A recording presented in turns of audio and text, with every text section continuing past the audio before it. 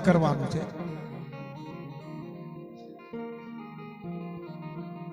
અને જાતા હતા ત્યારે માને એમ થયું કે આ રોજ છોકરા ઉઘાડે પગે જાય છે, મોજડી કરાવી કાના હાટું થઈને અને બલરામ હાટું થઈને. સવારમાં પેલા ઉઠાડે છે, જાગે છે, માં જશોદા જગાડે છે. એ જાગને જાદવા કૃષ્ણ ગોવાળિયા તુજ વિના ધેનુમાં કોણ જાશે. બા જગાડે લાલા. દહીં તણા દહીં વડા કીર્તના દેવરા કઢીલા દૂધ દે કોણ પીસે. હે જાગને જાગ. જય હો. માં જગાડે છે.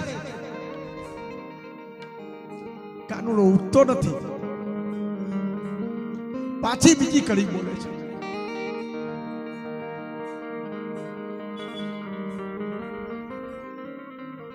ત્રણસો ને 60 ગોવાળિયા ટોળે મળા વડો રે ગોવાળિયો કોણ જાશે. હે જાગને જાગ. ગોવાળિયા સાત એક કનૈયા ઉઠી ગયો. આજે આપણે વનભોજન કરવાનું છે. માએ સાંભળ્યું. બા કે છે કાનોડાને કાનમાં ઉઠતો નથી, પણ તારા વિના આ બધું કોણ ખાશે ને આ કોણ કરશે? ધેનું ચરાવવા કોણ જાશે? અને તને ખબર છે આગળી ગોવાળિયા કહેતા હતા કે તારા જે વનભોજન કરવાનું ત્યાં હડાપ દેની મોટી ગયો કાનો. માં હમુઈનો જોઈને ફાટફટ દાંતણ કરી લીધું, દૂધ પી લીધું, તૈયાર થઈ ગયો, સ્નાન કરી લીધું, બોકડી લીધી, લાકડી લીધી. બા હવે હું જાય છું, આજ મારે વનભોજનમાં જવાનું છે. કયું નહીં ઉઠાડતી હતી તો ઉઠતો નતો. ગોવાળિયા સાથે વનભોજનમાં જવાનું તરત ઉઠી ગયો. હા માં,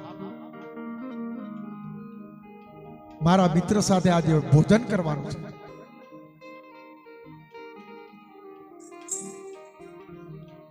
પછી માએ કીધું કે ઊભો રહે. બલરામને બેને ઊભા રાખ્યા. ઘરમાંથી નવી મોજડી કરાવી હતી ને, હીરા માણેક જડેલી, મોતીઓ જડેલી મોજડી આપી કે આ પહેરી લે લાલા. બલરામને એમ કહે છે કે તું પહેરી લે. બરાબર કથા સાંભળજો, આ મહત્વની કથા છે.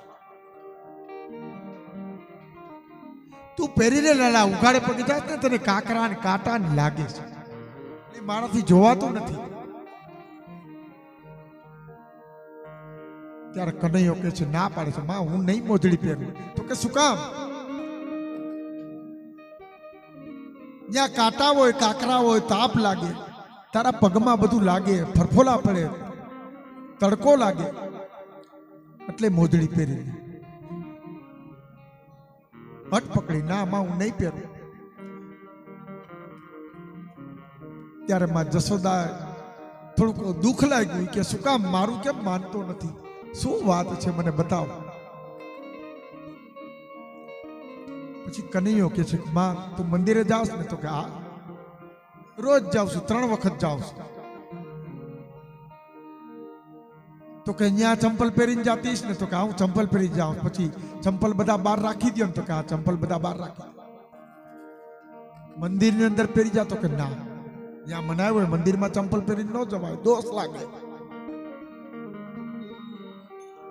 તો કે આ તે મોજડી કરાવી છે ને, જ્યાં હું ગાયો ચરાવવા જાઉં છું ને, એ મારા ભગવાનનું, મારી ગાય માતાનું મંદિર છે, એટલે માં હું મોજડી નહીં પહેરું. માં રોવા લાગ્યું. આ નાના નાના બાળકોને કેટલી બધી ખબર પડે છે. એ મારું મંદિર છે, કદાચ ગાયનું છાણ ગંધાતું હોય ને તો એને કોઈ દી એવું ના કહેતા એ પવિત્ર છે. તમને કદાચ રસ્તામાં નડતું હોય તો એને ભરીને ક્યાંક ગોઠવીને એકાદું છાણું તાપી નાખજો ને પછી ગોર બાપાને દઈ આવજો, ધોઈ નાખજો. પણ ગંદુ છે, આ ખરાબ છે ને એવું ન માનતા. એમાં એવી ઉર્જા તમારા ઘરમાં તાવ આવતો હશે ને તો એ પોતરો રોકી દેશે, એવી તાકાત છે. એટલે ભગવાન કહે છે કે મારું મંદિર છે, હું મોજડી નહીં પહેરું. માં રોવા લાગી. કેટલો પ્રેમ છે ગાય પ્રત્યે. રાજી થઈ ગઈ, મોજડીને રાખી દીધી. અને પછી કામડી લાકડી દે છે. લેને તારી લાકડીને, લેને તારી કામડી, લેને તારી લાકડીને, લેને તારી કામડી.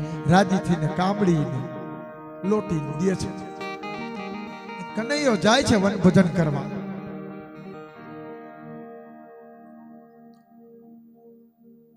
ગાયોને એક ગોંદરામાં બધે જમના કિનારે બધે રાખી દીધી છૂટી અને ચારો ચરે છે. આ બાજુ બધા જ ગોવાળિયા અને બધા પોતપોતાનું ભાતું કાઢી જમવા બેઠા છે.